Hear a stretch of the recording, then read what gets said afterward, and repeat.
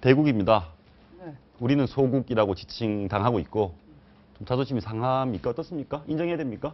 아니 근데 이게 뜬금없는 게 우리 정부가 전략적 사드 문제하고 이제 미인 문제를 좀 분리시켜야 된다고 생각하는데 사드 문제는 우리 정부가 기본적으로 미중 눈치를 보면서 전략적 모성이라는 이런 애매한 태도를 유지하고 있지 않습니까? 근데 뭐 양국의 차관보 와서 갑자기 이게 뭐 자존심이 상한다 뭐 할 계제는 좀 아닌 것 같고. 네, 자존심이 좀 상할 수도 있는 사드 문제를 하러 온 자리에서 이런 상황이 벌어져서 문제인데 얘기 한번 들어보시죠. 어떤 얘기인지 보시죠. 非常感谢这个罗新任委员长国荣来会见我。 예방하시겠다고 해서 이력을 보니까 대변인을 아주 오래 하셨더라고요. 저도 초선 때 대변인을 굉장히 오래 했었습니다. 그래서 공통점이 있어서 오시라고 했었습니다. 我想，如果是咱们两个同时站在这个发布台上的话呢，记者们更愿意看你啊。中国现在有一句。 미인이시네요. 예. 뭐 이런 얘기가 저 자리에서 할 수 있는 얘기인가요? 어떻습니까? 저는 미인이십니다. 이 말 자체는 잘못된 게 아니라고 생각해요. 예. 근데 여기 온 목적이 뭡니까? 사드와 AIIB를 얘기하러 왔단 말입니다. 예. 그러니까 실제 목표는 너 사드 가입하는 거 신경 써 예. 하는 건 곤란해. 이 의도를 가지고 있는 자리에서 저 얘기를 하니까 마치 계산을 가지고 하는 것처럼 보이고 얕잡아보고 하는 느낌을 들죠. 얕잡아보는 느낌이다. 예, 그래서 미국에서도 이걸 뭐라 하는 거야? 큐어리어스라고 미국에서 얘기했어요. 우리 의아하다. 예, 그런데 예. 의아하다인데 사실은 저는 더 정확하게 번역하면 이 희한하다 이 얘기입니다. 희한하다. 그리고 제가 볼 때 구태의 영어 단어를 쓰면 저 태도가 obnoxious한 거예요. 아주 주제넘고 시건방지다고 생각했어요. 주제넘고 시건방지다. 예, 뭐 그렇게 볼 수 있는데요.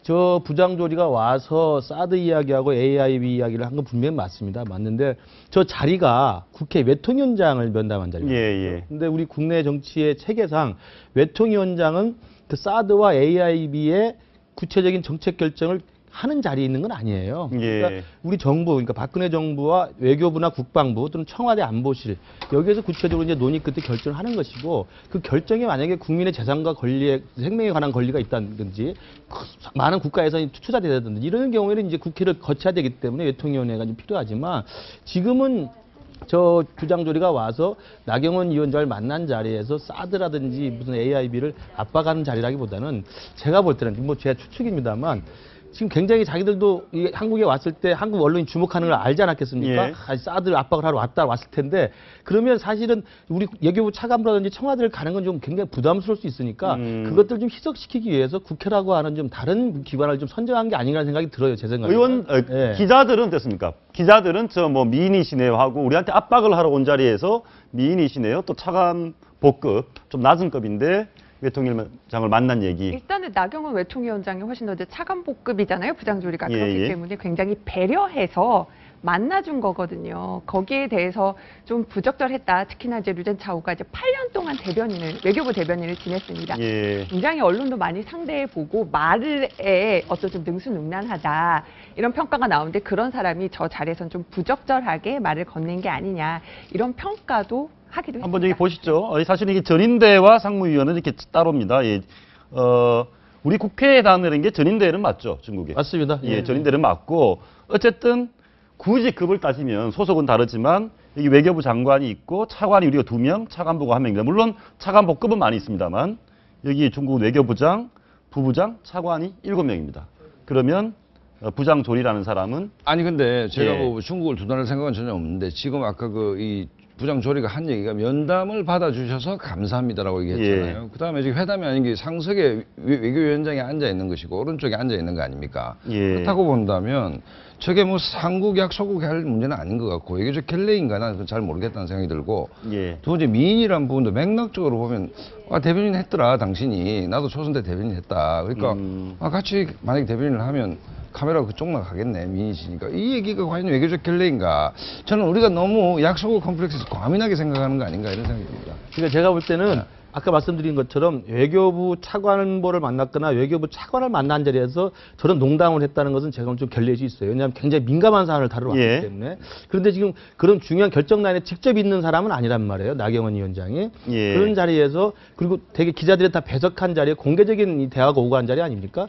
그런 자리에서 이제 처음에 분위기를 좀 편하게 하기 위해서 하는 말 중에 대부분은 이제 우리가 남북 대화를 하거나 애국가 정상들 만나면 많이 하는 게 이제 날씨 이야기를 많이 하는 거 아닙니까? 근데 이 사람들이 예. 얼굴 이야기를 해서 미인이라고 이야기를 한 건데 저는 미인이라고 한 것 자체가 만약에 나경원 위원장 개인이 기분이 나쁘지 않았다면 이제 큰 문제는 안 될 거라고 봐요. 예. 다만 사드나 AIIB라는 굉장히 지금 굵직한 사안을 가지고 들어온 사람이 국회 대통령을 만난 자리에서 굳이 저렇게 미인 이야기를 강조하는 것이 적절했느냐의 문제는 저는 뭐 제기할 수 있다고 결국 봅니다. 같은 네. 얘기죠. 왜냐하면은 결국 지금 김 교수님하고 제가 약간 교수님 말씀에 반론을 제기하려고 했던 이유가 같은 건데 몇 달 전에 주중 대사가 국회를 왔어. 예. 사드 문제를 또 얘기를 했단 말입니다. 예. 그때 당에서의 반응이 어떤 거예요? 당신이 왜 여기 와가지고 남의 국회에 와가지고 사드 얘기를 하느냐고 얘기를 했단 말입니다. 그러면 최소한 저는 나경원 위원장으로 외교 부장 조리가 왔을 때에 무슨 얘기를 가지고 왔다는 감은 충분히 가 있다고 생각합니다. 갖고 그래서 있죠. 구태여 저는 조금의 절차상의 흠결이라고 하면은 부장 조리하고 앉아서 얘기할 게 이 표는 사실은 저는 약간은 찬성을 못합니다. 왜냐하면 외교부 장관이 외교부장은 맞지만 외교통상위원장이 전인대 아니, 상무위원하고는 더 위의 급도 있다는 얘기입니다. 더 위의 급도. 그러니까 예. 그러나 일단 차관보가 왔을 때에 미국 차관보하고 지금 같이 왔기 때문에 국가적으로 굉장히 민감한 상황이란 말입니다. 그리고 사드 얘기가 하늘에서 뭐 땅에서 갑자기 솟거나 하늘에서 갑자기 뚝 떨어진 게 아니고 분위기가 지금 계속 그거 가지고 뭐 땡기고 밀고 하는 상황인데 이 자리에 사실 차관보를 불러준 것도 자기는 예우를 갖추려고 했지만 결과론적으로 볼 때에 이게 급도 안 맞고 예. 이 민감한 시기에 그 사람을 예우한 게 나는 옳은 건가? 이런 얘기도 있습니다. 그러니까 뭐 우리나라가 상대적으로 작은 나라니까 억울해도 할 수 없다고 하지만 우리나라의 1급 차관보급 또 나름대로 실장이 중국 외교부장 만나줄 거냐 아니면 전인대의 고위 간부를 만나줄 거냐 혹시 더 올라가면 정치국 상무위원을 만나줄 거냐. 정치국 상무위원은 못 만나죠. 못 만나주고 거긴 고사하고 예. 외교부장도 안 만나줄 거다. 뭐 긴급한 현안 아니라 굉장히 뜨거운 쟁점이 되는 것이어서 가는 거라면 뭐 외교부장까지도 잘할 수는 있겠죠. 왜냐하면 이제 한중 관계가 굉장히 중요하니까. 그러나 이제 격으로 따진다면 우리하고 미국도 마찬가지고 우리하고 중국도 비슷한데요. 중국의 대사, 한국에 보낸 대사를 보시면 알 겁니다. 그러니까 중국이 지금 한중 관계가 수교한 지가 벌써 92년에 수교했으니까 오래됐습니다만은 지금도 중국에서는 베이징에서 서울에 보내는 대사는 국장급이에요. 그러니까 예. 그런 것들을 우리는 지금 주중대사 어떤 사람을 보냅니까? 안보실장을 한 장관 출신을 보내는 거 아닙니까? 그러니까 예. 그것은 이제 한중 관계나 한미 관계를 볼 때 우리가 똑같은 직급과 똑같은 체계와 똑같은 그 비중을 가진 사람으로 본다는 것은 좀 지나친 원칙론이고요. 사실은 한중 관계 중요성과 한중 관계 이제 관계 특수성이 있는 거고 또 한미 관계 중요성과 한미 관계 특수성이 있습니다. 그러니까 우리가 미국에서 차관보고 와도 우리는 어떨 땐 대통령이 면담할 수도 있어요. 그러니까 예. 그런 것들은 우리가 구분해서 볼 필요가 있다고 그러니까 봐요. 부장 조리가 왔는데 나경원 위원장이 만나주는 자체는 괜찮다는 얘기인가요? 그렇죠. 왜냐하면 뭐 그러니까 국회가 아까 의원님 말씀하셨듯이 국회 외교통상위원장이 부장 조리가 왔는데 면담을 요청했는데 만나고 안 만나고는 나경원 의원의 판단이겠죠. 하지만 만난 것 자체가 잘못됐다. 뭐 강대국과 약속은 문제다. 아니면 저렇게 이렇게 과장해서 볼 문제는 아니다라고 봅니다. 일부에서 그런 얘기도 나오고 있습니다. 무슨 청나라가 조공바치던 조선대하던 하는 거 아니냐. 뭐 이런 얘기도 있거든요. 네.